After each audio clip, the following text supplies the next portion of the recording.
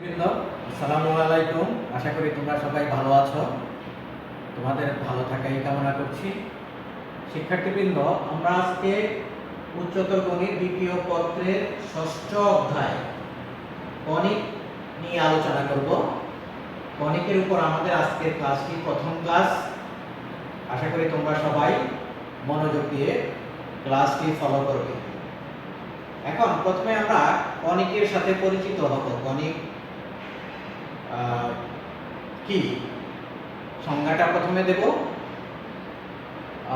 ধরো এটা একটা কার্টেসীয় সমতল।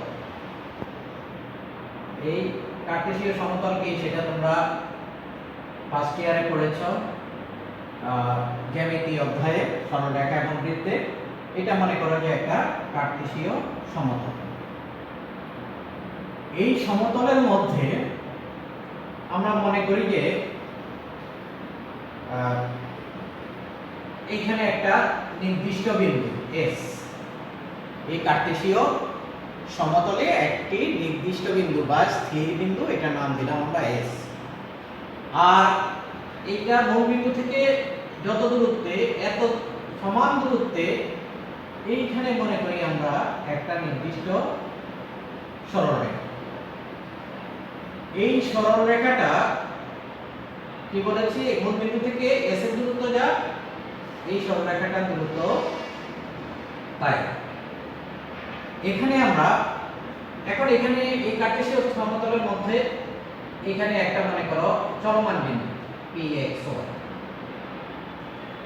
এখন এই কার্টেসীয় সমতলে কি বলেছি, তিনটা জিনিস।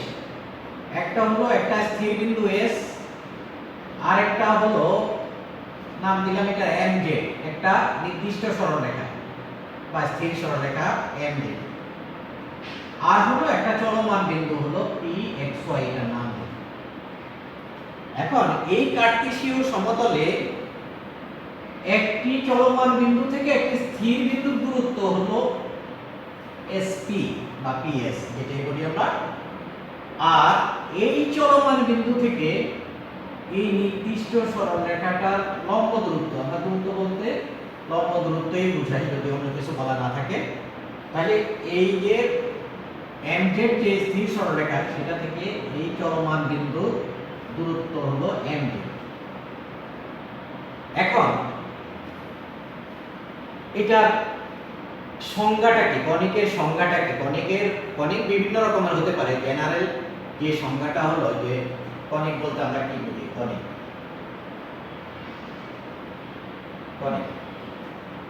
কণিক শব্দটি এসেছে কোণ থেকে, ইংরেজি কোণ শব্দটা থেকে।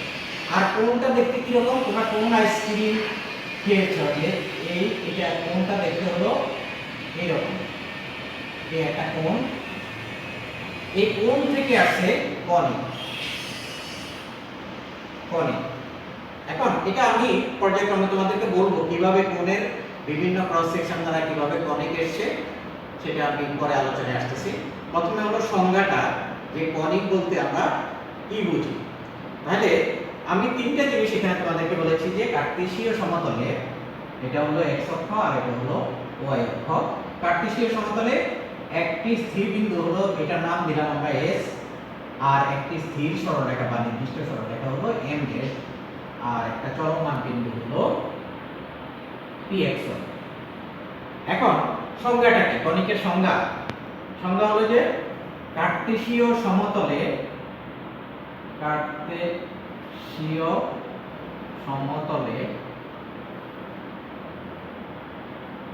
একটি চলমান বিন্দু থেকে একটি স্থির বিন্দুর দূরত্ব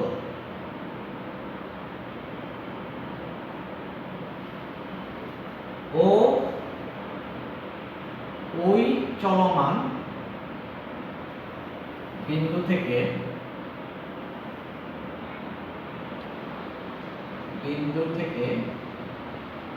একটি নির্দিষ্ট সরলরেখা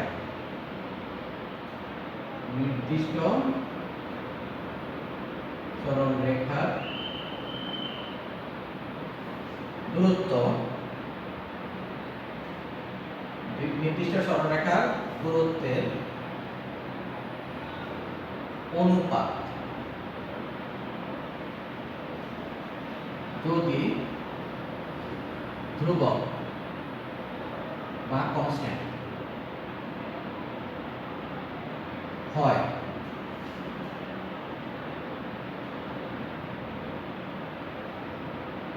কি বলেছি যে কার্টেসীয় সমতলে একটি চলমান বিন্দু থেকে একটি স্থির বিন্দুর দূরত্ব এটা, আর হলো একটি এই চলমান বিন্দু থেকে এই স্থির সরলরেখার বা নির্দিষ্ট সরলরেখার দূরত্ব, এই দুইটা দূরত্বের অনুপাত যদি ধ্রুবক হয়, তবে এই শর্তে ধ্রুবক হয়, তবে এই শর্তে চলমান বিন্দুর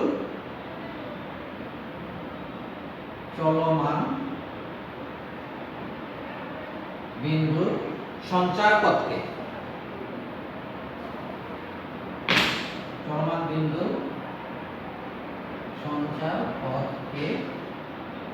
কনিক বলে। এটা হলো জেনারেল ডেফিনিশন। কনিকের বিভিন্ন প্রকার আছে, তো সবার জন্য একই ডেফিনিশন। যে এই আশা করি তোমরা বুঝতে পারছো যে কার্টেসীয় সমতলে একটি চলমান বিন্দু থেকে একটি স্থির বিন্দুর দূরত্ব, এই চলমান বিন্দু থেকে স্থির বিন্দুর দূরত্ব, আর হলো ওই চলমান বিন্দু থেকে এই নির্দিষ্ট সরলরেখার লম্ব দূরত্ব, নির্দিষ্ট সরলরেখার দূরত্বের অনুপাত। এখানে দূরত্বের অনুপাত বা লম্ব দূরত্বের, লম্ব বলতে পারি আমরা, দূরত্ব বলতে লম্ব দূরত্ব, লম্ব দূরত্বের অনুপাত যদি ধ্রুবক হয়, তবে এই শর্তে চলমান বিন্দুর সঞ্চার পথকে মানে কি, চলার পথকে কনিক বলে। মনে করো চলমান বিন্দুটা এই পথে চলতেছে, সাপোজ যে এই চলমান বিন্দুটা এইভাবে চলতেছে, এইভাবে এই পথের উপর দিয়ে চলতেছে চলমান বিন্দু, যে এই পথের উপর দিয়ে চলে, তাহলে চলমান বিন্দুটা যদি এইখানে আসে, তাহলে কি হবে, এইখানে চলমান বিন্দুটা পিটা এখানে আসবে, তাহলে এই এসপি দূরত্ব, এই দূরত্ব এবং এই দূরত্ব, এই দুইটা দূরত্বের অনুপাত হবে একটি ধ্রুবক। তারপরে তার মানে কি হবে, SP by PM equals to হবে ধ্রুবক। এটাকে আমরা ই দ্বারা সাধারণত ডিনোট করে থাকি। তাহলে আবার যদি চলমান বিন্দুটা চলতে চলতে যদি এইখানে আসে, তাহলে কি হবে, এই দূরত্ব এবং এই দূরত্বের অনুপাত হবে ধ্রুবক। আবার যদি চলমান বিন্দুটা এই জায়গায় আসে, তাহলে এই দূরত্বটা সমান হবে। এই জন্য আমরা বলছি যে এখানে দূরত্বটা, এই যে এইটাকে আমরা মনে করি এই বিন্দু AS দূরত্বটা, AZ দূরত্বটা, এখান থেকে এই দুইটা দূরত্ব সমান। তার মানে এইটুকু এইখানে যদি P বিন্দুটা এখানে আসে, তাহলে SP PM আমরা এখানে আসে। আবার যদি চলমান বিন্দুটা যদি এইখানে আসে, তাহলে কি হবে, এই যে এই দূরত্ব এবং এই PM এর দূরত্ব, এই দূরত্ব সমান হবে। এইভাবে এই সঞ্চার পথে, এই চলার পথে যেখানে এই চলমান বিন্দুটা যাক, সেইখান থেকে S এর দূরত্ব আর এই সরলরেখার দূরত্ব সব সময় সমান হবে বা ধ্রুবক হবে। ধ্রুবক মানে কি, অলওয়েজ সমান। তাহলে এই শর্তের সাপেক্ষে চলমান বিন্দুটা যে পথে চলবে, এই পথটাকে বলা হবে একটা কনিক। এখন কনিকের এটা একটা ফিগার, আরো বিভিন্ন ধরনের ফিগার আছে, নামও আছে কনিকের, আমরা পর্যায়ক্রমে সেটা আলোচনা করব। তাহলে আমাদের মূল কথা কি দাঁড়ালো, আমাদের দাঁড়ালো যে SP by PM equals to ধ্রুবক। ধ্রুবকটাকে আমরা ই মানে হলো ইসেন্ট্রিসিটি। তাহলে তোমরা এই সংজ্ঞাটা শিখবে। এখন আমরা এটাকে দেখো ম্যাথমেটিক্যালি এই সংজ্ঞাটাকে কিভাবে লেখা যায়, আমরা এখন ম্যাথমেটিক্যালি লিখব এটাকে। যদি কার্টেসীয় সমতলে PXY একটি চলমান বিন্দু,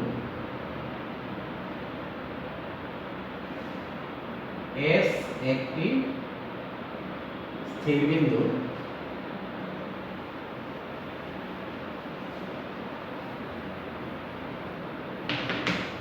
S একটি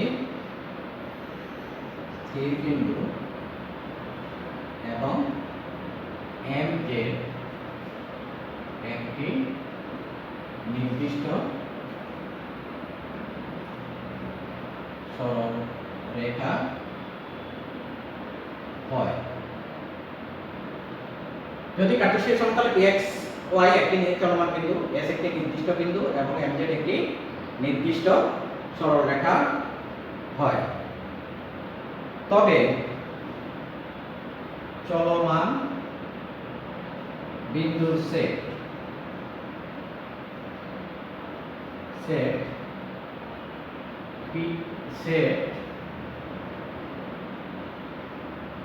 x y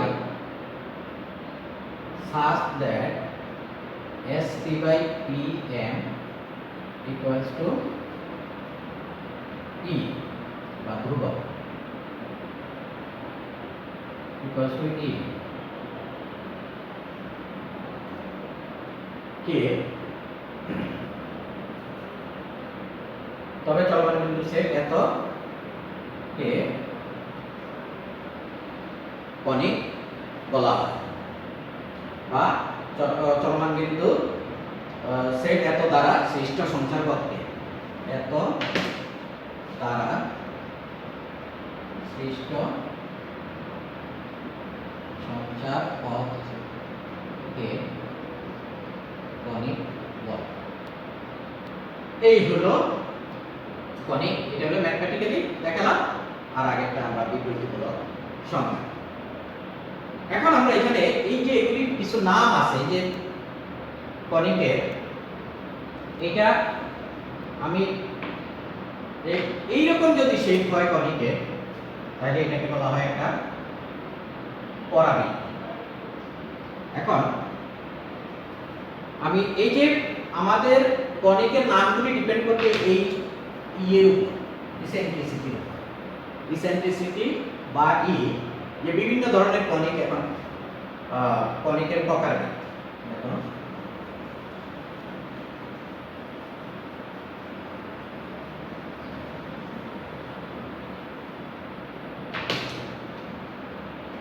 তাহলে আমরা এখানে আমাদের কনিকের সংজ্ঞা হলো যে sp by pm equals to e এই শর্তে।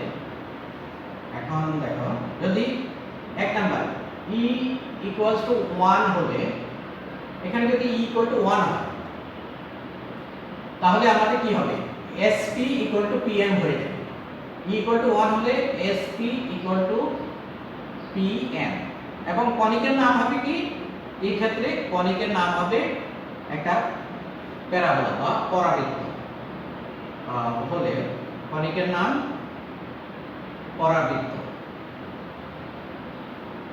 পরাবৃত্ত যেটাকে ইংরেজিতে বলা হয় প্যারাবোলা, প্যারাবোলা। আচ্ছা, তারপরে দেখো, যদি 2 নম্বরে e is greater than less than 1 হলে, 1 হলে e less than 1 হলে কি হতে পারে, মনে করো e equal to less, e less than 1 হলে ধরো e এর মান হাফ, তাহলে এখানে কি হবে, sp equal to pm equal to 2sp, বা pm equal to 2sp হবে। এখানে যদি হাফ হয়, একের চেয়ে কম বলছে, e is less than 1, তার মানে আসলে less than 1, তাহলে less than কত, 1, e এর মান যদি 0 থেকে 1 এর মধ্যে থাকে, 0 is less than e is less than 1, e এর মান যদি 0 থেকে 1 এর মধ্যে থাকে, তাহলে কি হবে, এখানে কোনটা বড়, pm বড়, sp হলো ছোট, তাহলে এখানে sp is less than pm, sp is less than pm। এক্ষেত্রে কনিকের নাম হলো উপবৃত্ত, উপবৃত্ত বা ইলিপস। আর যদি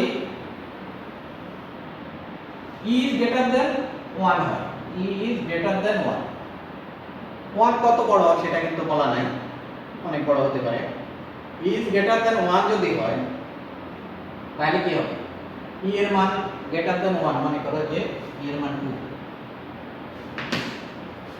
তাহলে sp 2 এখানে কি হবে sp বড় হবে sp 2 pm হয়ে যাবে sp বড় হবে এখানে sp is greater than pm তাহলে এটা হবে এটার নাম হলো অধিবৃত্ত হাইপারবোলা হাইপ্যারাবোলা না কিন্তু হাইপারবোলা এই হলো তিনটা সাধারণত কনিক বলতে আমরা এই তিনটাকে বুঝি আর হলো বৃত্ত কিন্তু এক ধরনের কনিক যদি 4 নম্বরে e tends to 0 হয় এর মানে কি এর মান যদি অতি ক্ষুদ্র হয় তাহলে এটা হয়ে যাবে বৃত্ত কনিকের নাম হয়ে যাবে বৃত্ত আমরা এখানে আলোচনা করব না কারণ বৃত্ত নিয়ে আমরা একাদশ শ্রেণীতে বিস্তারিত আলোচনা করেছি এই হলো এর উপর তাহলে আমরা কি শিখলাম এখান থেকে এর মানের উপর ডিপেন্ড করতেছে কনিকটা কি হবে তাহলে দেখো e যদি 1 হয় তাহলে কি হবে sp pm হবে সেই ক্ষেত্রে পরাবৃত্তের নাম হবে কনিকের নাম হবে পরাবৃত্ত আর যদি আমরা এখানে একটা হেডলাইনও দিতে পারি যে এখানে e আর হলো কনিকের নাম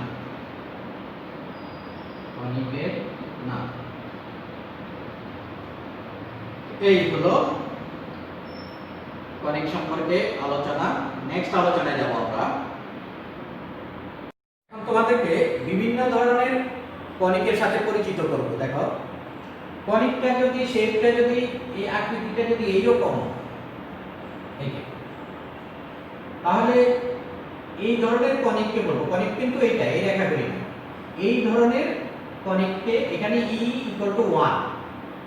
1 হলে আমরা কনিকের নাম কি বলেছি পরাবৃত্ত যদি কনিকের শেপটা যদি এই ধরনের হয় যে তাহলে এটাকে বলবো আমরা পরাবৃত্ত অর্থাৎ যে এরকম এই শেপের যদি কনিকটা হয় তাহলে এই কনিকের নাম হবে পরাবৃত্ত এটা এইদিকে ফিরানো হতে পারে এইদিকে হতে পারে উপরের দিকে হতে পারে যে এটা এইরকম হতে পারে তারপরে উপরের দিকেও হতে পারে আবার নিচের দিকেও হতে পারে বিভিন্ন ধরনের হতে পারে অর্থাৎ এই রকম শেপের কোনো কনিক হলে সেই কনিকের নাম হলো পরাবৃত্ত তাহলে কনিক কোনটাই না কনিকটা হলো যে এই রেখাটা এই বক্ররেখাটা এটা হলো কনিক এটা হলো কনিক অর্থাৎ এটার উপরে যত বিন্দু আছে এই বিন্দুগুলোর সেট দ্বারা সৃষ্ট সঞ্চারপথ এটা হলো কনিক তাহলে এটা হলো কি এটা হলো পরাবৃত্ত আর উপবৃত্ত এই ডিম্বাকৃতি এই যে এইটা হলো একটা উপবৃত্ত তাহলে এই কনিকের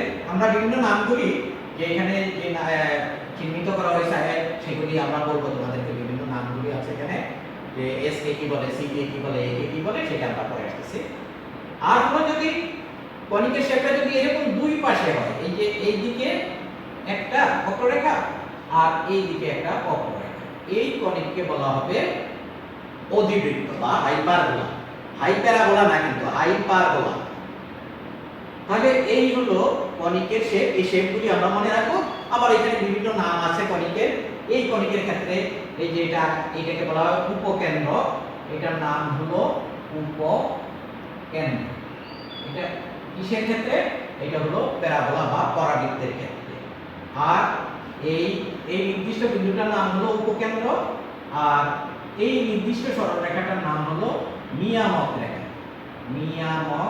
রেখা বা দ্বিকাক্ষ বলে এটাকে দ্বিকাক্ষ নিচে বলে ডাইরেক্ট্রিক্স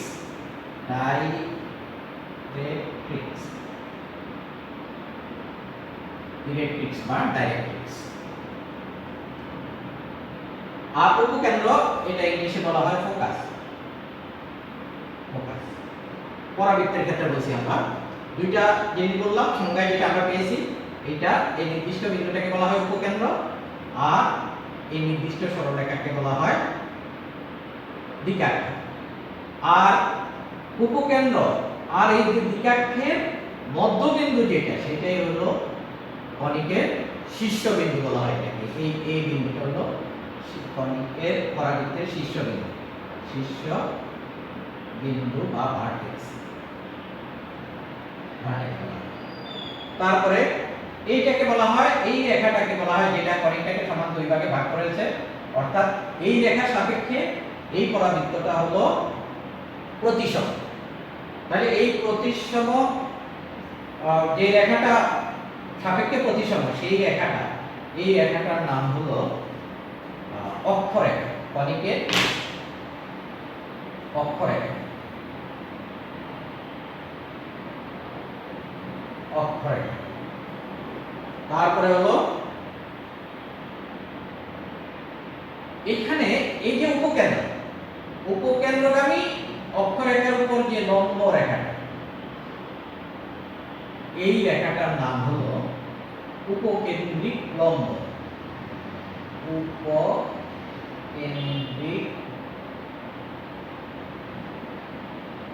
লম্ব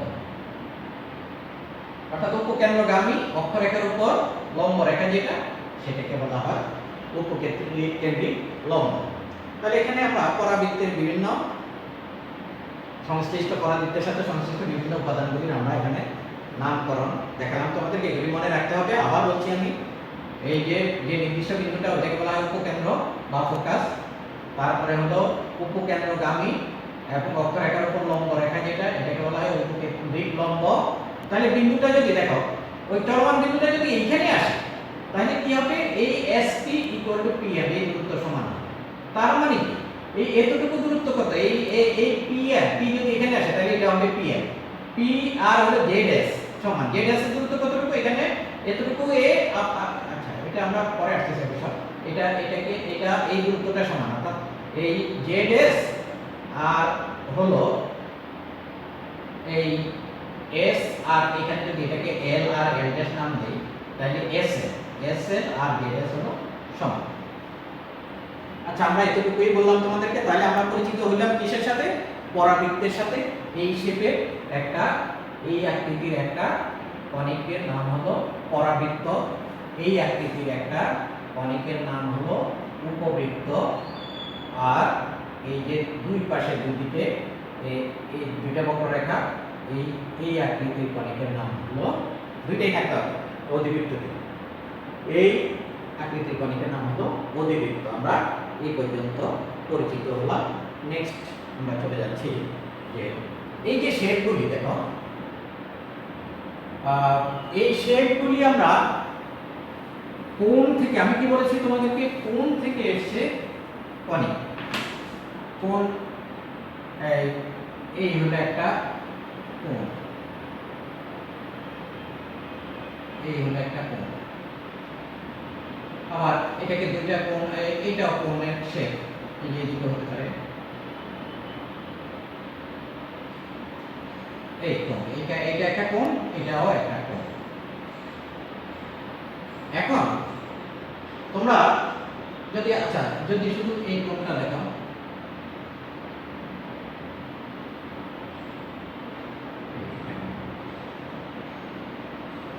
তাহলে কোন আইসক্রিমটা দেখছো তোমরা, কোন আইসক্রিম এই কোণ থেকে আসে, যে কোণের ভিতরে আইসক্রিমটাকে ঢুকানো হয়, সেই জন্য এটার নাম হলো কোণ আইসক্রিম। এখন এই কোণটাকে যদি আমরা একটা ব্লেড দিই অথবা একটা ছুরি দিয়ে, এখানে ব্লেড বা ছুরি এগুলি হলো সমতল, অর্থাৎ একটা সমতল দিয়ে যদি এটাকে আমি গভীর সমান্তরাল আনুভূমিকভাবে এখান থেকে একটা অংশ কেটে নিই, যে কোনো একটা ধারালো সমতল দ্বারা, তাহলে এই সমতল দ্বারা যদি এইভাবে আমি যদি আনুভূমিকভাবে এই কোণটাকে যদি কাটি, তাহলে এরকম আমি কিছু পিস পাবো, এরকম টুকরাগুলি পাবো, এরকম, এটা হবে কি? বৃত্ত। তাহলে এই বৃত্তটা, এই যে টুকরাটা পেলাম, এটা কি? এটা হলো যে এই সমতল আর এবং কোণ, সমতল এবং কোণের ছেদ বিন্দু, এই ছেদ বিন্দুগুলি হলো এই বিন্দুগুলি, এর উপর যে বিন্দুগুলি আছে, এই বিন্দুগুলি হলো কিসের? কোণ, এবং যে সমতল দিয়ে আমি এটাকে কাটি, ছেদ বিন্দুই হলো এই যে এই বিন্দুগুলি ছেদ। তাহলে আমরা নেক্সট আবার যদি, তাহলে এটা হলো কি? এটা একটা হলো বৃত্ত। আবার যদি আমি ভূমির সমান্তরালে এই কনিকটাকে না কেটে একদম অনুভূমিকভাবে কাটবো না, একটু এটা তো ভূমির সাথে এই রেখাটা কি 0 ডিগ্রি অ্যাঙ্গেল, 0 ডিগ্রি না হলে 0 ডিগ্রি চেয়ে বড় অ্যাঙ্গেল এবং 90 ডিগ্রি হবে না, 90 ডিগ্রি চেয়ে ছোট, অর্থাৎ একটু আড়াআড়ি করে যদি এইভাবে যদি আমরা একটা সেকশন নিই, এইভাবে যদি একটা টুকরা নিই এখান থেকে, তাহলে এইটার চেহারাটা হবে এইরকম। তোমরা বাসায় চেষ্টা করে দেখতে পারো। যদি আমরা এইভাবে একটা সেকশন নিই তাহলে এটা হবে এইরকম, এইটার নাম হয়ে যাবে উপবৃত্ত।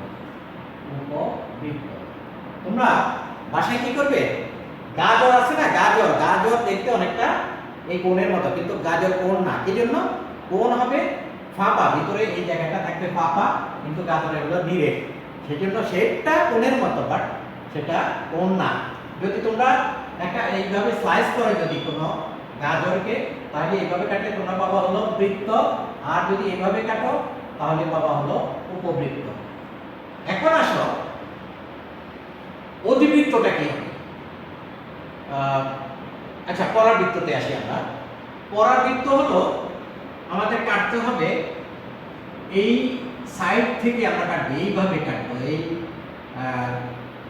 এইভাবে কাটবো, যে এই অংশ নিতে হবে আমাদেরকে, এই এটাকে বলা হয় ভূমি, এই ভূমির অংশ কোণের, এটা হলো ভূমি বলা হয়, এগুলি এই কোণগুলি হলো সমবৃত্ত ভূমি কোণ।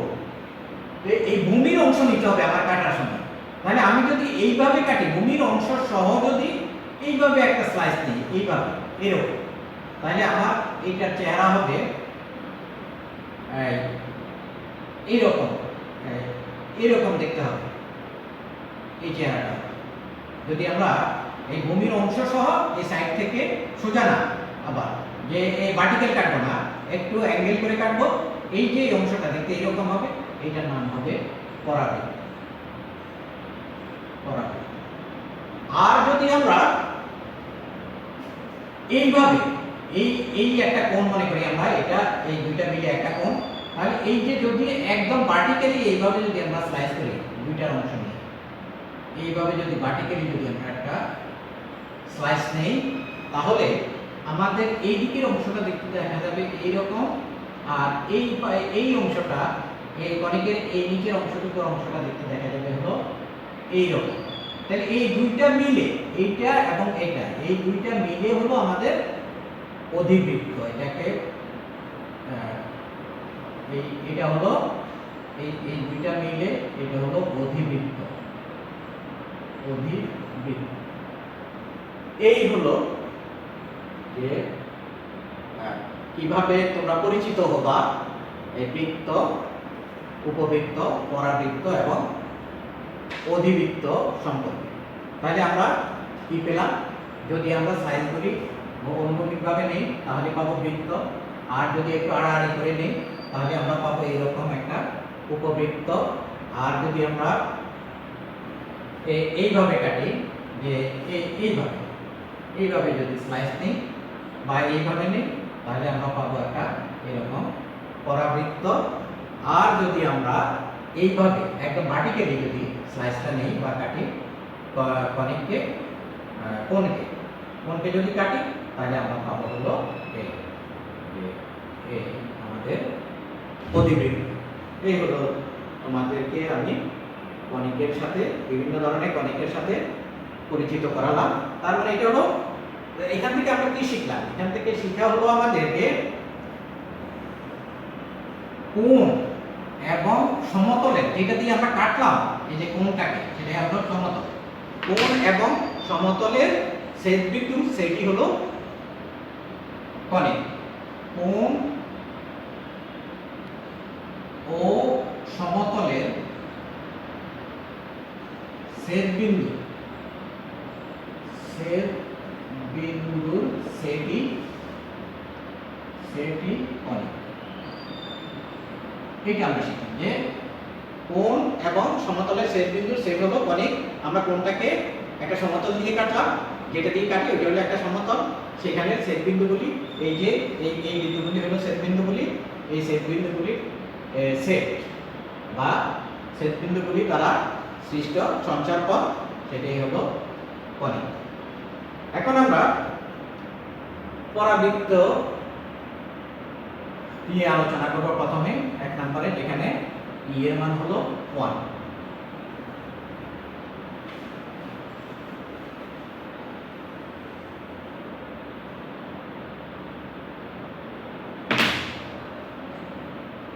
তাহলে এখানে আমরা এখন যেটা করব, মূল বিন্দুগামী পরাবৃত্তের সমীকরণ নির্ণয়, প্রমিত সমীকরণ।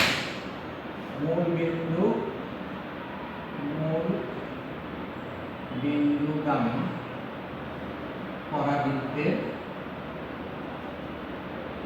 প্রমিত সমীকরণ। প্রমিত সমীকরণ মানে স্ট্যান্ডার্ড ইকুয়েশন। তাহলে মনে করি পরাবৃত্তের উপকেন্দ্র, এই চিত্রটাই আমরা ইউজ করি, যে মনে করি পরাবৃত্তের উপকেন্দ্র হলো এস।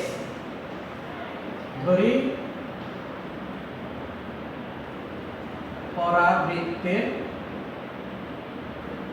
উপকেন্দ্র এস, এই নির্দিষ্ট সরলরেখা যেটা নির্দিষ্ট বিন্দু, এটাকে বলছি আমরা পরাবৃত্তের উপকেন্দ্র এস। দ্বিকাক্ষ বা নিয়ামক রেখা এমজি। পরাবৃত্তের আমরা ধরে নিলাম নির্দিষ্ট যে বিন্দুটা থাকে সেটা হলো এস, এবং দ্বিকাক্ষ বা নিয়ামক রেখা হলো এমজেড, আর অক্ষরেখা এটা হলো যেটা পরাবৃত্তকে সমান দুই ভাগে ভাগ করছে। অক্ষরেখা দ্বিকাক্ষ এমজেড, অক্ষরেখা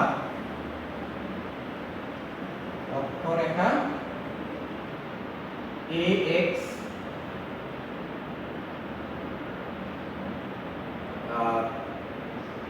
এবং পরাবৃত্তের উপর pxy একটি চলমান বিন্দু ax, আর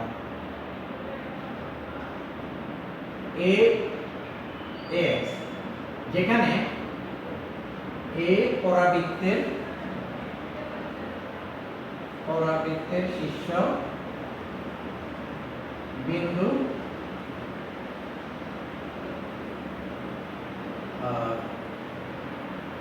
এবং এই সব পরাবৃত্তের শীর্ষবিন্দু, এবং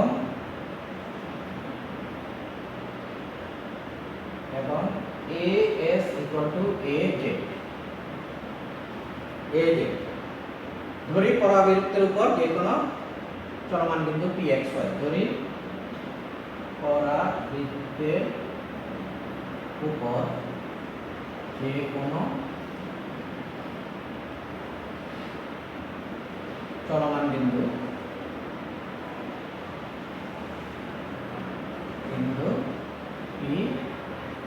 pxy।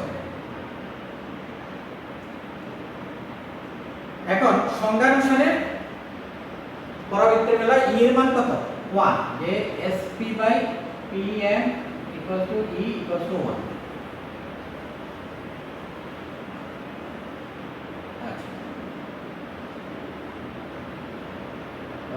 ধরি পরাবৃত্তের উপর যে কোনো চলমান বিন্দু pxy এবং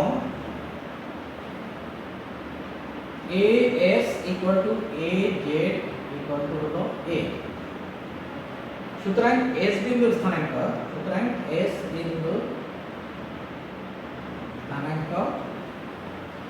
কত হবে? এই যে এটাকে বলছি আমরা শীর্ষবিন্দু, মানে এটা হলো এই যে x অক্ষ এবং y অক্ষের ছেদ বিন্দু, এটা হলো মূল বিন্দু বা বিন্দু। এই মূল বিন্দুকে বলছি আমরা নাম দিলাম এখানে শীর্ষবিন্দু। আর এতটুকু বলছি a, আবার az O a।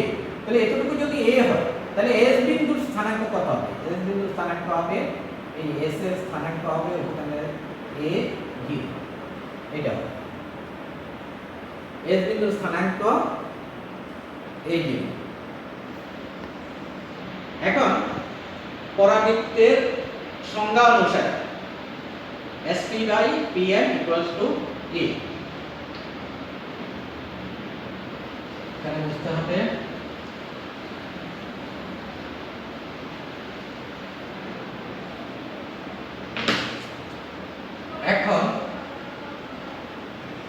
সংজ্ঞানুসারে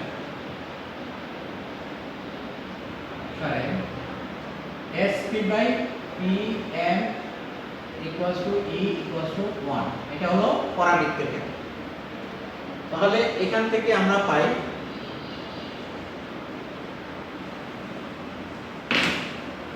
SP equal to PM, SP square equal to PM square।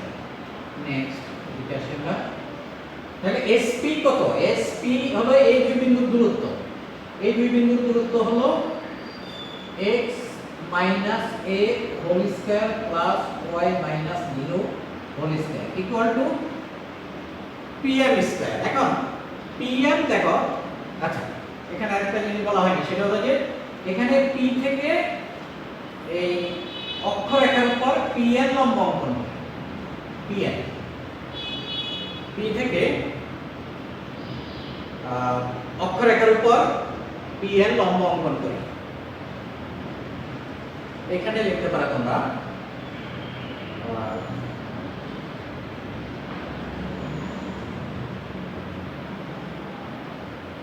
এখানে লিখতে পারো PN perpendicular to x, এটা লিখতে পারো। আচ্ছা তাহলে এখানে দেখো যদি P থেকে অক্ষরেখার উপর যদি PN লম্ব হয়, তাহলে এই PM যতটুকু ZN ততটুকু, তাহলে এটাকে আমরা লিখতে পারি PM স্কয়ার কে লিখতে পারি আমরা ZN স্কয়ার। এখন আবার ZN কে লিখতে পারি আমরা AZ plus AN equals to AZ plus AN whole square, এটা লিখতে পারি। এখন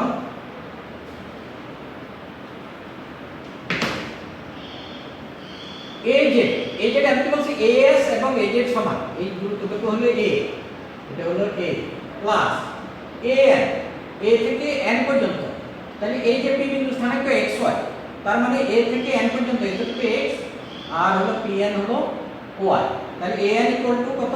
x, A plus x whole square. এখন এটাকে আমরা সরল করব, এখান থেকে নেক্সট আসছি আমরা এখান থেকে এখানে চলে আসি, x square minus twice ax plus a square plus y square equals to a square plus twice ax plus x square. এটা তাহলে এই x স্কয়ার আর x স্কয়ার কাটা যাবে, a স্কয়ার ক্যান্সেল হয়ে যাবে, which implies y square equal two এদিকে minus 2ax, এদিকে হলো plus 2ax equals to 4ax। তাহলে এইটাই হলো, এখানে একটা কথা লিখতে হবে a ইজ গ্রেটার দ্যান 0, এটা মনে রাখবা তোমরা। পরাবৃত্তে এই যে a, এটা কি এই শীর্ষবিন্দু থেকে উপকেন্দ্রের দূরত্ব, a কখনো নেগেটিভ হবে না। এটাই হলো যা পরাবৃত্তের প্রমিত সমীকরণ, যা পরাবৃত্তের প্রমিত সমীকরণ, এই হলো পরাবৃত্তের প্রমিত সমীকরণ। এখন এই যে প্রমিত সমীকরণ আমরা বের করলাম, এখান থেকে আমরা এই পরাবৃত্তের কিছু মানে বৈশিষ্ট্য বলতে এখানে যে প্রয়োজনীয় কিছু সূত্র আমরা এখান থেকে বের করব, যেগুলি আমাদের প্রবলেম সলভ করতে কাজে লাগে। তাহলে আমরা এখান থেকে কনক্লুশনে আসি, কি কি পেলাম।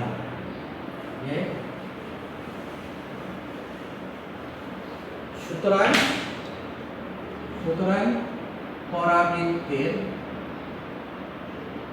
সমীকরণ y square equal to 4ax a is greater than 0 হলে যদি হয়, এক নম্বরে হলো পরাবৃত্তের শীর্ষবিন্দু, পরাবৃত্তের শীর্ষবিন্দু বা ভার্টেক্স, এটা হলো এই যে মূল বিন্দুটা a, শীর্ষবিন্দু হলো 0 0। এগুলি মনে রাখতে হবে আমাদের অঙ্ক করার জন্য যদি পরাবৃত্তের সমীকরণ হয় y square equal two 4ax। 2 নম্বর পরাবৃত্তের উপকেন্দ্র। উপকেন্দ্র হলো AG। তারপরে হলো দ্বিঘাক্ষের সমীকরণ।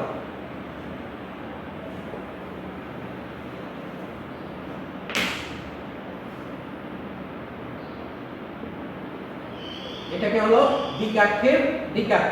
আচ্ছা, এখানে আর এটা হলো উপকেন্দ্রিক লম্ব।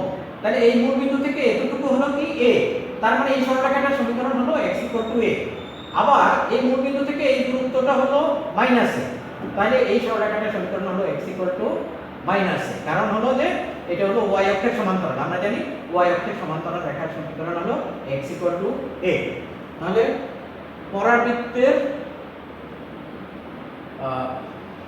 পরাবৃত্তের নিয়ামক রেখার সমীকরণ। নিয়ামক রেখার সমীকরণ হলো x a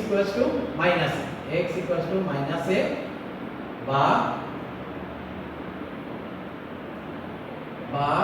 x plus a equals to 0। তাহলে এইটা হলো আমাদের পরাবৃত্তের নিয়ামক রেখার সমীকরণ। উপকেন্দ্রিক লম্বের সমীকরণ।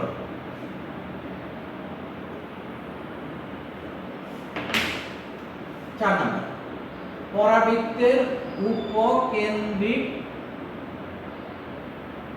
লম্বের, এটাকে ল্যাটাস রেক্টামও বলা হয় ইংলিশে। এই উপকেন্দ্রিক লম্ব হলো LATUS, ল্যাটাস রেক্টাম। এটার নাম ল্যাটাস রেক্টাম। ইংলিশ শব্দগুলি মনে রাখবা তোমরা। উপকেন্দ্রিক লম্বের সমীকরণ। সমীকরণ হলো তাহলে এটা কি হবে, এখানে x a, সমীকরণ x a। এই হলো উপকেন্দ্রিক লম্বের সমীকরণ। অক্ষরেখা, এটা হলো এই পরাবৃত্তের অক্ষরেখা। তাহলে এটা কি, এটা x অক্ষরেখা। x অক্ষের সমীকরণ কি জানি আমরা, y 0। পরাবৃত্তের অক্ষরেখার সমীকরণ। 5 নম্বর পরাবৃত্তের অক্ষরেখার সমীকরণ হলো y 0। এই হলো অক্ষরেখার সমীকরণ। এখন আসো উপকেন্দ্রিক লম্বের দৈর্ঘ্য। এখান থেকে একদম ইজিলি বলা যায় যে আমাদের এই চলমান বিন্দুটা যদি ঘুরতে এই পথে চলে এখানে আসে, তাহলে এই SP, মনে করো এটা P, SP PM, এটা সমান হবে। তাহলে এই PM যে কথা, এই SZ একই কথা। তাহলে SZ এর দৈর্ঘ্য কত, এতটুকু হলো টুয়াইস। তাহলে আমাদের এতটুকু যদি টুয়াইস হয়, তাহলে এটাও টুয়াইস হবে। তাহলে এই মূল বিন্দু থেকে এতটুকু a আর এতটুকু হলো টুয়াইস। তাহলে এই উপরের দুটো টুয়াইস, নিচের দুটো হলো টুয়াইস। তাহলে মোট কত হলো 4a। উপকেন্দ্রিক লম্বের দৈর্ঘ্য। 6 নম্বর পরাবৃত্তের উপকেন্দ্রিক লম্বের দৈর্ঘ্য সমান 4a, অর্থাৎ এই যে এটা হলো উপকেন্দ্রিক লম্বের দৈর্ঘ্য। এখন কোন কোন বইতে উপকেন্দ্রিক লম্বের দৈর্ঘ্য দেখো এই 4a লিখে এই একটা পরম মান চিহ্ন দেয়, কিন্তু আমি এটাকে মনে করি যে এটা আননেসেসারি দেওয়া এই পরম মান চিহ্ন। কারণ হলো এই যে উপকেন্দ্রিক লম্বের দৈর্ঘ্য a অলওয়েজ পজিটিভ।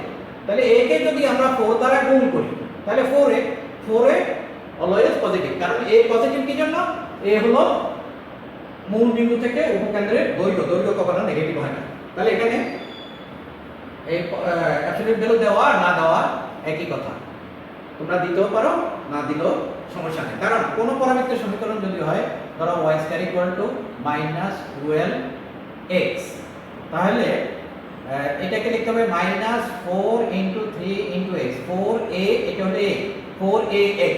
কিন্তু কেউ যদি এভাবে লেখে 4 * -3 * x, তাহলে এটা ভুল হবে, এটা ঠিক হবে না। কারণ হলো a কখনো নেগেটিভ হয় না। এটা কখনো তোমরা করবা না। তোমাদের আমরা এইটা হলে তার শেপ কি রকম হবে সেটা আমি পরে আসতেছি।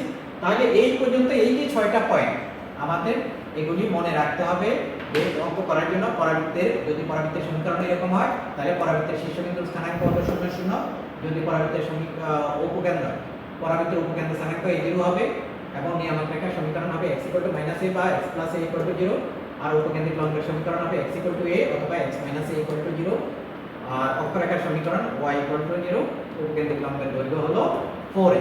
এই 6টা পয়েন্ট তোমরা মনে রাখবা অঙ্ক করার জন্য। তাহলে আমরা তোমাদেরকে এগুলি আমি তো লিখে দিলাম, কোনটার নাম কি সেগুলো তোমরা মনে রাখবে। এখন আমরা বিভিন্ন ধরনের যদি পরাবৃত্ত সেটা যদি ভিন্ন হয় তাহলে সেই ক্ষেত্রে এই যে পয়েন্টগুলি সেগুলি কীরকম হবে আমরা এখন এগুলি দেখব।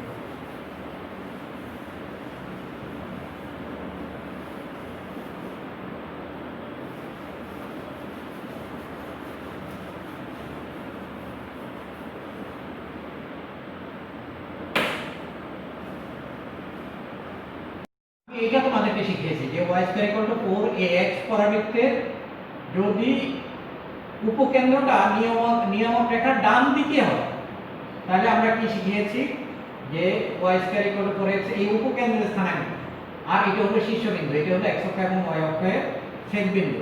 এই শীর্ষবিন্দুর স্থানাঙ্ক হলো 0 0, এটা শিখিয়েছি তোমাদেরকে।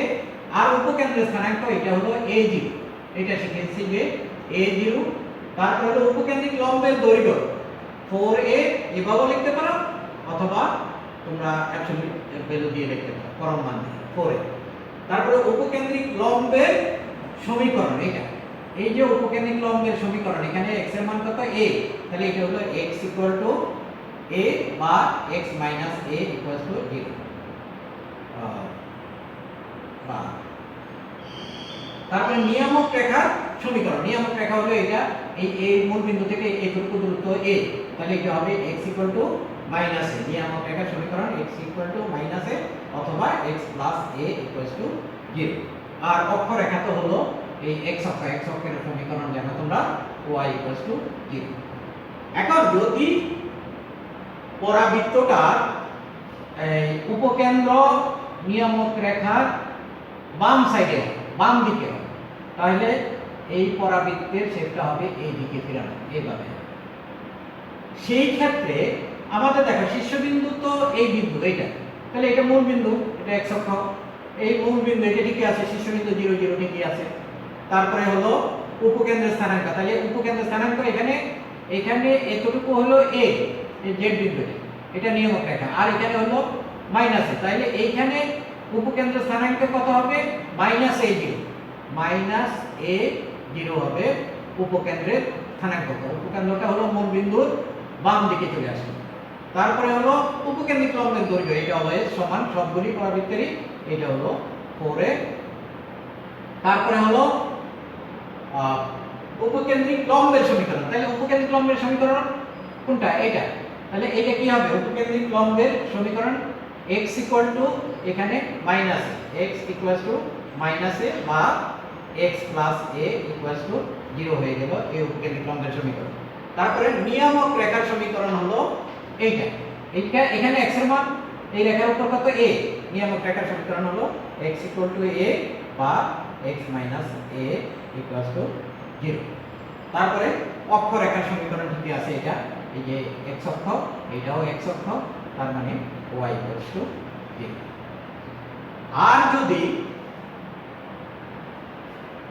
উপকেন্দ্রটা যদি নিয়ামক রেখার ভার্টিক্যালি উপরের দিকে হয়, এটা হলো নিয়ামক রেখা আর এটা হলো উপকেন্দ্র, তাহলে পরাবৃত্তের সমীকরণ হবে x² = 4ay। এখানে কিন্তু সব জায়গায় a > 0 দিতে হবে, a > 0 অলওয়েজ, a > 0, a > 0। তাহলে এখানে আমাদের শীর্ষবিন্দু তো এটা x অক্ষ আর এটা হলো y অক্ষ, শীর্ষবিন্দু ঠিকই আছে, a বিন্দু শীর্ষবিন্দু 0 0। তারপরে হলো উপকেন্দ্রের স্থানাঙ্ক, উপকেন্দ্রের স্থানাঙ্ক এখানে কি হবে, এই y অক্ষের উপর x এর মান 0 আর y এর মান হলো এখানে a, তাহলে 0 a, এখানে এটা হলো মূল বিন্দু, এখানে এতটুকু হলো a, 0 a হলো উপকেন্দ্রের স্থানাঙ্ক। তারপরে হলো উপকেন্দ্রিক লম্বের দৈর্ঘ্য, এইটা হলো উপকেন্দ্রিক লম্বের দৈর্ঘ্য কি আছে 4a। তারপরে হলো উপকেন্দ্রিক লম্বের সমীকরণ। তাহলে এখানে উপকেন্দ্রিক লম্বের সমীকরণ, এই রেখাটা কি? এটা হলো x অক্ষের সমান্তরাল রেখার সমীকরণ y b। তাহলে এখানে আছে a, এখানে হবে y a। উপকেন্দ্রিক লম্বের সমীকরণ হলো y a। তারপরে হলো নিয়ামক রেখার সমীকরণ। তাহলে নিয়ামক রেখার সমীকরণে যে মূল বিন্দু নিচের দিকে আছে, এই দূরত্বটা হলো a, তাহলে y মাইনাস বা y plus a equals to 0। এভাবে লিখতে পারি আমরা, এখানে লিখতে পারি y minus a equals to 0। তারপরে অক্ষরেখার সমীকরণ। তাহলে এইখানে অক্ষরেখাটা বলতে এই যে রেখাটা পরাবৃত্তকে সমান দুই ভাগে ভাগ করে বা যে রেখার সাপেক্ষে প্রতিসম, তাহলে অক্ষরেখার সমীকরণ হলো x ইকুয়ালস টু 0। আবার দেখো, যদি উপকেন্দ্রটা এখানে থাকে s, আর এটা হলো দ্বিকাক্ষ বা নিয়ামক রেখা। নিয়ামক রেখা যদি নিচের দিকে থাকে, ভার্টিক্যালি নিচের দিকে যদি থাকে, তাহলে পরাবৃত্তের শেপটা হবে এরকম। এক্ষেত্রে এটা হলো a j। এক্ষেত্রে শীর্ষবিন্দু স্থানাঙ্ক ঠিকই আছে আমাদের, এটাও মূল বিন্দু, এটা x অক্ষ আর এটা হলো y অক্ষ। তাহলে শীর্ষবিন্দু স্থানাঙ্ক 0 0। তাহলে আমরা চারটা ক্ষেত্রে দেখলাম শীর্ষবিন্দু স্থানাঙ্ক 0 0। তারপরে এখানে উপকেন্দ্রের স্থানাঙ্ক কত হবে? এখানে x এর মান হলো এইটুকু দূরত্ব হলো মাইনাস, তাহলে এটা হলো 0 মাইনাস। তারপরে হলো উপকেন্দ্রিক লম্বের দৈর্ঘ্য 4a। তারপরে হলো উপকেন্দ্রিক লম্বের সমীকরণ, এইটা উপকেন্দ্রিক লম্বের সমীকরণ। এখানে y equal to minus a, y equal to minus a বা y plus a equal to 0। এটা হলো উপকেন্দ্রিক লম্বের সমীকরণ। তারপরে হলো নিয়ামক রেখার সমীকরণ। নিয়ামক সমীকরণ এটুকু হলো y equal to a, y equal to a বা y minus a equal to 0। তারপরে হলো x ইকুয়াল টু 0 হলো অক্ষরেখার সমীকরণ। তাহলে এই চারটা চিত্রের সাথে তোমরা এই চার্টে যদি এই চার্ট যদি তোমরা ভালোভাবে মুখস্থ না করো, মনে না রাখতে পারো এবং এই চিত্রের সাথে মিলাইতে হবে, চিত্রের সাথে অঙ্ক করার সময় অবশ্যই তোমরা চিত্র আঁকবে। চিত্র যদি না আঁকো তাহলে কিন্তু এই বুঝতে পারবে না যে এগুলি কোনটা উপকেন্দ্র, কোনটা দ্বিকাক্ষ, এগুলি বুঝতে পারবে না। তাহলে তোমরা এই জিনিসগুলি অবশ্যই এই 6টা পয়েন্ট প্রতিটা ক্ষেত্রে তোমরা মনে রাখবে, না হয় অঙ্ক করা কঠিন হয়ে যাবে। নেক্সট, তাহলে আমরা এইটার উপরে একটা, এই যে আমরা যে পয়েন্টগুলি তোমাদেরকে পড়ালাম এর উপরে উদাহরণ আমরা থিওরিগুলি শেষ করে দিতে পারি অথবা থিওরিগুলি আগে শেষ করে দিই, ঠিক আছে? তারপরে আমরা উদাহরণ দেব। আমরা এর আগে যে চারটা পরাবৃত্ত তোমাদেরকে দেখিয়েছি সেই চারটারই শীর্ষবিন্দু ছিল মূল বিন্দুতে। এখন আমরা এমন একটি পরাবৃত্তের সমীকরণ আমরা নির্ণয় করব যে পরাবৃত্তের অক্ষরেখা হবে x অক্ষের সমান্তরাল। দেখো এটা হলো x অক্ষ আর এটা হলো y অক্ষ। এখানে একটা পরাবৃত্ত, যেই পরাবৃত্তের শীর্ষবিন্দু হলো আলফা বিটা, কিন্তু মূল বিন্দু না। এটা ফার্স্ট কোয়াড্রেন্টে একটা পরাবৃত্ত আঁকলাম আমরা, যেটার উপকেন্দ্র s আর নিয়ামক রেখা mz, অক্ষরেখা হলো a n। এই হলো পরাবৃত্তটা। তাহলে পরাবৃত্তের অক্ষরেখা x অক্ষের সমান্তরাল ও শীর্ষবিন্দু মূল বিন্দু না হয়ে কোথায় আলফা বিটা হলে সেই পরাবৃত্তের সমীকরণ কি রকম হবে আমরা সেটাকে এখন সেই সমীকরণ নির্ণয় করব। দেখো আমি এই অঙ্কনের বর্ণনা লিখব না, তোমাদেরকে আমি বুঝিয়ে দিচ্ছি। দেখো এই হলো একটা পরাবৃত্ত, এই পরাবৃত্তের উপর যে কোনো একটা চলমান বিন্দু হলো pxy, p বিন্দু থেকে অক্ষরেখা x অক্ষের উপর আমরা, অক্ষরেখা না, এখানে x অক্ষের উপর আমরা p কে লম্ব অঙ্কন করি, আর s হলো উপকেন্দ্র, a আলফা বিটা হলো শীর্ষবিন্দু, mz নিয়ামক রেখা, আবার m বিন্দু থেকে অক্ষরেখার উপর bm লম্ব অঙ্কন করি, আর হলো p বিন্দু থেকে y অক্ষের উপর pe লম্ব অঙ্কন করি। তাহলে এখানে সবগুলি দেখো, এই সবগুলি কম্পোনেন্ট নাও লাগতে পারে। তো এখন আমরা আমাদের সংজ্ঞা অনুসারে কি, সংজ্ঞা অনুসারে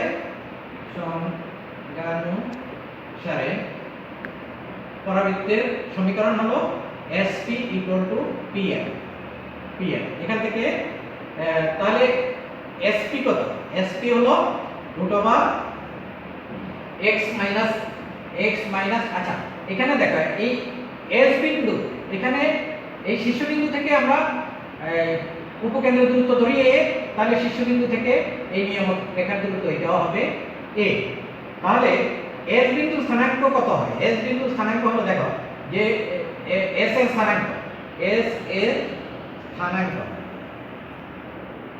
নির্ণয় করতে এখানে দেখো এস তে আসতে হলে আমাদের এতটুকু কত, এই যে ও এইচ পর্যন্ত হলো কত? আলফা। এই যেহেতু এই বিন্দুটা আলফা বিটা, এতটুকু হলো আলফা আর এতটুকু হলো বিটা, তাহলে এই পর্যন্ত পেলাম আমরা আলফা। আরো আসতে হবে আমাদের এতটুকু, এখানে হলো এতটুকু হলো এ, তাহলে এস বিন্দুর স্থানাঙ্ক হলো আলফা প্লাস এ, আর এই উচ্চতাটুকু এতটুকু তো হলো বিটা। এই হলো এস বিন্দুর স্থানাঙ্ক। তাহলে আমাদের এসপি ইকুয়াল টু কত? x minus alpha plus A whole square plus y minus beta whole square. SP equal to এটা। আর পিএম ইকুয়াল টু হলো, পিএম যতটুকু দেখো এখানে এই জেড এন ততটুকু, PM equal to Z N, অথবা লিখতে পারি বিকে। পিএম ইকুয়াল টু হলো বিকে। বিকে কে আমরা লিখতে পারি আবার বিকে কে লিখতে পারি OK minus OB equals to OK minus OB equals to, দেখো ওকে ইকুয়াল টু কত? এই মূল বিন্দু থেকে এই পর্যন্ত, এটা যদি এক্স ওয়াই বিন্দু হয় তাহলে এতটুকু হলো ওয়াই আর ওকে হলো এক্স মাইনাস ওবি কত? দেখো ওবি ইকুয়াল টু হলো OH মাইনাস BH, তাহলে OH কতটুকু? আলফা, আর BH হলো A, আলফা মাইনাস A, এটা হলো A। এখন এটাকে যদি আমরা বর্গ করি, বর্গ করলে এখানে পাচ্ছি হলো যে x minus alpha plus A whole square plus y minus beta whole square equals to হলো x minus alpha minus a whole square. এটা পেলাম। এখন এটাকে সরল করব, সরল করলে a square minus twice x into alpha plus a twice ab plus alpha plus a whole square plus y minus beta whole square equals to a square minus twice x into alpha minus a minus twice ab plus alpha minus a whole square. এটা এখন সরল করলে আমরা পেয়ে যাব পরবর্তীতে সমীকরণ। এই x স্কয়ার আমরা কেটে দিতে পারি, তাহলে এখানে এইটাকে বাম পাশে রাখি, y minus beta which implies 2y minus beta whole square y minus beta whole square equals to, এইটাকে যদি ডান পাশে নিয়ে আমরা twice x কমন নিই তাহলে equals to twice x into alpha plus a, আর এখানে হলো মাইনাস আলফা প্লাস a, আর এখানে আছে alpha minus a whole square আর এটা হবে alpha minus alpha plus a whole square equals to, এখানে হলো 4ax এটা হয়, আর এখানে হবে আলফা কেটে গেল 4ax প্লাস এখানে হয় a minus b alpha square minus twice a alpha plus a square minus alpha square minus twice a alpha minus a square, এটা কাটা যাবে, এই আলফা স্কয়ার কাটা যাবে, minus 4a alpha 4ax minus 4a alpha. তাহলে এখান থেকে যদি আমরা 4a কমন নিই x মাইনাস আলফা, তাহলে y minus beta whole square. এই পেলাম আমরা যে যদি কোনো পরাবৃত্তের যদি শীর্ষবিন্দু যদি মূল বিন্দুতে না হয় তাহলে সেই পরাবৃত্তের সাধারণ সমীকরণ হলো ওয়াই মূল বিন্দুটা না হয়ে শীর্ষবিন্দুতে ধরলাম কত আলফা বিটা, তাহলে আমাদের সমীকরণটা হবে, এবং অক্ষরেখা যদি এখানে শর্ত হলো অক্ষরেখা x অক্ষের সমান্তরাল হতে হবে, এখানে বলাই আছে অক্ষরেখা x অক্ষের সমান্তরাল এবং শীর্ষবিন্দু হলো আলফা বিটা, তাহলে সেই পরাবৃত্তের সমীকরণ হবে y minus beta whole square equals to 4a into x minus alpha. এই হলো আমাদের আরেকটা সমীকরণ। তাহলে একটা পরাবৃত্তের যদি শীর্ষবিন্দু যদি 3 4 হয়, পরাবৃত্তের শীর্ষবিন্দু যদি a 3 4 হয়, তাহলে সেই এবং অক্ষরেখা যদি x অক্ষের সমান্তরাল হয়, তাহলে সেই পরাবৃত্তের সমীকরণ হবে y minus 4 whole square equal to 4a into x minus 3 এরকম হবে। তাহলে খেয়াল রাখতে হবে আমাদের দুইটা জিনিস, যে আমাদের শীর্ষবিন্দুটা কি আর অক্ষরেখা কোন অক্ষের সমান্তরাল। একইভাবে এটার অক্ষরেখা যদি y x অক্ষের সমান্তরাল না হয়ে y অক্ষের সমান্তরাল হতো, তাহলে সেই ক্ষেত্রে কি হতো? সেক্ষেত্রে এই পরাবৃত্তটার শেপ হতো এরকম, যদি উপরের দিকে হতো আর হলো শীর্ষবিন্দু যদি আলফা বিটা হতো, তাহলে এখানে হতো উপরের দিকে হলে আমরা জানি এই পরাবৃত্তের সমীকরণ কত, x square equal two 4ay, তাহলে এখানে x এর জায়গায় হতো কত, x minus alpha whole square equal to 4a into y minus beta. এটা হতো যদি হতো যে অক্ষরেখা y অক্ষের সমান্তরাল, তাহলে সেই ক্ষেত্রে হতো পরাবৃত্তের সমীকরণ হতো এটা x minus alpha whole square equal to 4a into y minus beta. তাহলে তোমাদেরকে আমরা এই আরেকটা সূত্র শিখালাম। আবার দেখো, যদি পরাবৃত্তের সাধারণ সমীকরণ, যদি এইরকম পরাবৃত্ত দেওয়া থাকে, দেখো পরাবৃত্তের অক্ষরেখার সমীকরণ দেওয়া আছে, এই হলো একটা পরাবৃত্ত, এই হলো দ্বিঘাক্ষের সমীকরণ হলো y equal to mx plus c, এই হলো অথবা ax plus by plus c equal to 0, অথবা এটা হলো যে একটা সাধারণ ax plus by plus c equal to 0 অক্ষরেখার সমীকরণ। এটা হলো b বিন্দু dxy, আর এখানে হলো s বিন্দু স্থানাঙ্ক মনে করো আলফা বিটা, এটা তাহলে s ইকুয়াল টু pn। এই ক্ষেত্রে পরাবৃত্তের সমীকরণ, পরাবৃত্তের যদি নিয়ামক রেখা দেওয়া থাকে তাহলে এবং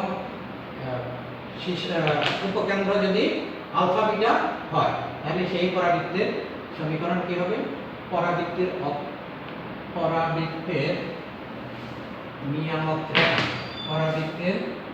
নিয়ামক রেখা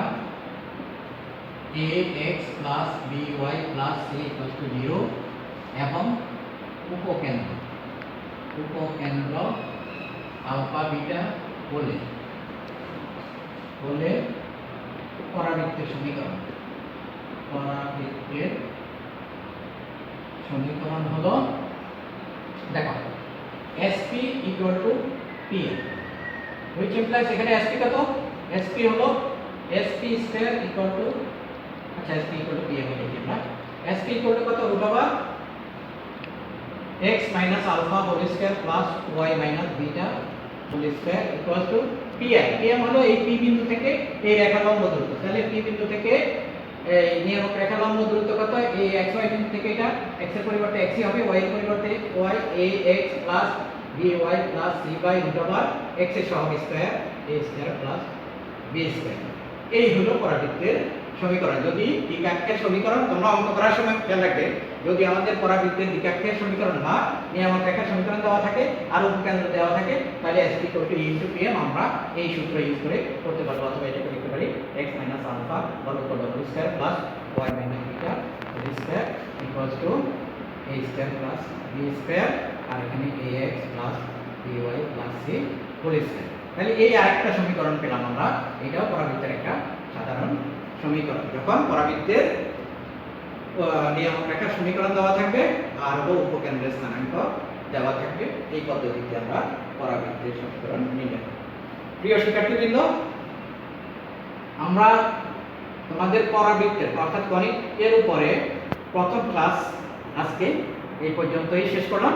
আশা করি তোমরা এই থিওরিগুলি যদি না পারো এবং যে প্রয়োজনীয় সূত্রগুলি লিখে দিছি, যে ভিন্ন ভিন্ন চিত্র যদি ভিন্ন হয় তাহলে সূত্রগুলি কি কি হবে, সেইগুলি যদি না পারো তাহলে আমরা অঙ্ক করতে পারবো না। আমাদের এই পরাবৃত্তের উপরেই আরেকটা ক্লাস নিতে হবে, সেই ক্লাসেতে তোমাদেরকে আরও কিছু থিওরি বাকি আছে, আর এরপরে আমি প্রবলেম সলভ করবো করাবো। তোমরা আশা করি এই ক্লাসটা সবাই শিখে আসবে। তোমাদের সবাইকে ধন্যবাদ।